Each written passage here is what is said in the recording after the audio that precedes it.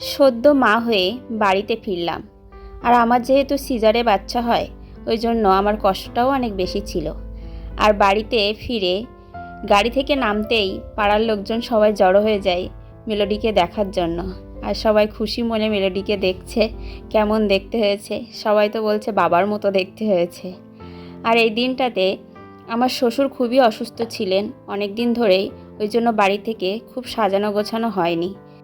মেলোডির ঠাকুরদাদা মেলোডিকে দেখছে খুব মন দিয়ে। বাড়িতে যেহেতু কেউই ছিল না, এই জন্য কোনো রকম সাজানো গোছানো ছাড়াই কেবলমাত্র মাথায় ধান দুব্য দিয়েই মেয়েকে বরণ করে ঘরে তুলে নেওয়া হয়। মেলোডির দাদু দীর্ঘদিন ধরেই অসুস্থ ছিলেন, আর এদিকে আমার বাচ্চা হয়েছে সবে। আমাদের এই দুজন অসুস্থ মানুষকে নিয়ে মেলোডির বাবা একা সামলে উঠতে পারছিল না। এই জন্য কোনো রকম সাজগোজ সব কিছু ছাড়াই মেয়েকে ধান দুব্য দিয়ে ঘরে তুলে নেওয়া হয়েছিল। আর মেলোডির বাবা তো ভীষণ খুশি, মেলোডিকে প্রথম ঘরে তুলে নিচ্ছে মেলোডির বাবা। এটা যে একজন বাবার কতটা খুশি আর আনন্দের ব্যাপার, সে একমাত্র বাবারাই বুঝবে। মেলোডির বাবা খুশিতে টকবক করছে।